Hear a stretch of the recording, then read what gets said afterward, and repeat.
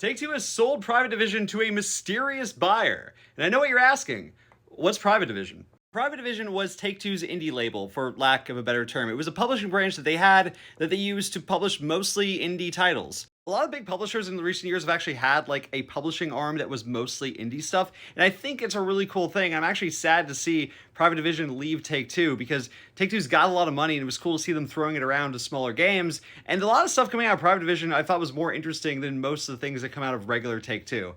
Even if you haven't heard of Private Division, you've almost definitely heard of some of the games they've published. They published The Outer Worlds from Obsidian. They published Kerbal Space Program, Hades, Ollie Ollie World, and most recently, the upcoming No Rest for the Wicked, which they did say that they would be continuing to support No Rest for the Wicked, so that's cool. But then the question is, who is this mysterious buyer, and why not just reveal it now? Why the secrecy?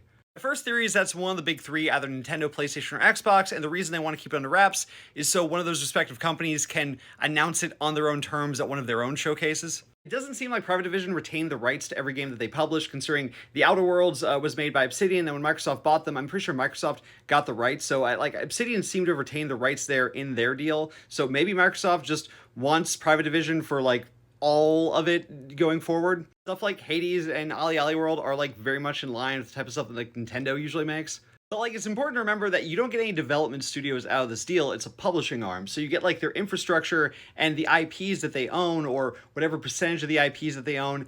It's a strange thing to sell, I think. Which brings me to my next theory that maybe it's something like Amazon or Netflix, a company that isn't really known for making games, so they don't really have the infrastructure or the people in place to know what kind of stuff to publish. So if they just buy a publishing branch from another company that already has a good track record, maybe they can just keep doing the same thing uninterrupted. If that's the case, I don't know why it would be a secret. I don't know. This feels like a weird thing to have as an announcement. I don't know why it just wouldn't be announced at the point of sale. Let me know your theories in the comments, and if you haven't already, give me a follow.